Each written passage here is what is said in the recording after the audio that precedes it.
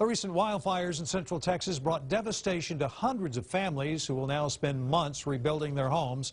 And while many see this as a tragedy, some unlicensed repairmen see it as a chance to make a lot of money.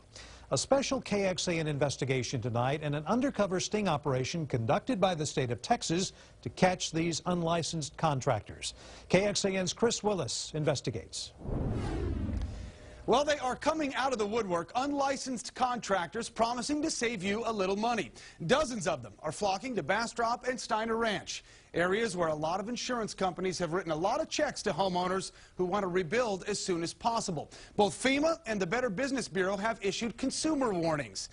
But it's not just the wildfires. These electrical and air conditioning repairmen are all over Central Texas looking for work. And it's work that comes with a big risk. That's why the state of Texas is cracking down, using an undercover sting operation to keep unlicensed workers out of your homes. Our whole process here is to protect the consumers. The Texas Department of Licensing and Regulation spends a lot of time working to protect you. But brainstorming in a conference room is one thing, an undercover sting operation is another. This old warehouse was used as the bait house, set up by the Texas Department of Licensing and Regulation, an agency that agreed to allow 4 undercover cameras to catch alleged unlicensed contractors in action. The agency put out a request for bids and then contacted close to 100 electrical and AC contractors, advertising on Craigslist and small community newspapers. The state suspected some lacked proper licenses, and the response was overwhelming. It's typical in what we see because people are taking shortcuts to go out and make a buck. First example, a licensed journeyman who has no electrical contractor's license, giving an estimate and asking for 85% of the total payment up front before the job was even started. I need 50% down, 35% after the roughing, and then the last 15% after I finish. His invoice had no company name on it, no phone number, no electrical contractor's license number. Each of those is required by the state. A little bit of knowledge can be very dangerous. And one after another, they kept coming. Some claiming to have experience, but lacking the appropriate license. How long have you been doing electrical?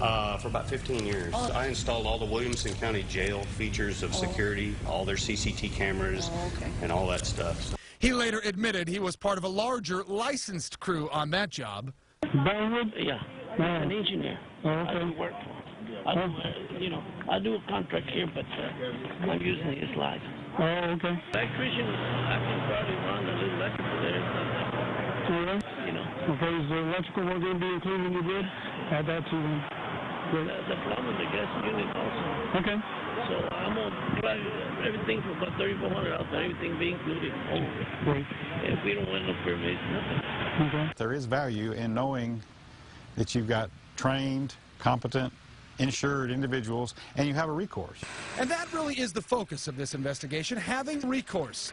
Because if you have work done by an unlicensed contractor and something happens, you'd be out of luck. ABC Home and Commercial Services displays all contractor license numbers on their vehicles. The licensing is different for AC and electrical as required by law. Many times the companies that do it right, like ABC, are called in to clean up after those who do it wrong. There's a lot of them out there. Yeah. You see the ad like handyman services, all the little fix-it things. Randy tells us that if a contractor does not have a license, odds are he doesn't have insurance either. And your homeowner's policy may not cover damage caused by an unlicensed repair. Someone will just come right out and say, look, if you go through a licensed electrician, it's going to cost you anywhere from $500 to $600 more. But before you think this is just a state agency trying to levy fines and raise revenue for penalties, you should know this. Cease and desist letters are in the process of being sent to alleged violators, and fines could be levied. But compliance is their goal, and oftentimes they'll work with those unlicensed contractors to get them on the right path. We want the people to be licensed because somebody that's licensed, we know, will have the insurance, they will have the knowledge, the public will be protected. Well, through our investigation and the Freedom of Information Act, we have received a copy of the notice of alleged violation for the contractor in our story that claimed to have done work on the Williamson County Jail. State officials tell us other notices and cease and desist letters are being sent to the others. You can read this one for yourself under the Investigations tab at KXAN.com. We have also set up a quick test you can take to show you what to watch out for when dealing with a contractor. And we've posted a link to the TDLR website so you can check for yourself whether your contractor has a valid license. By the way, that undercover sting resulted in 31 alleged violations. Those individuals face up to $5,000 for each violation. If you have something you want us to investigate, call our tip line or email us at investigates@KXAN.com. In the studio, Chris Willis, KXAN News.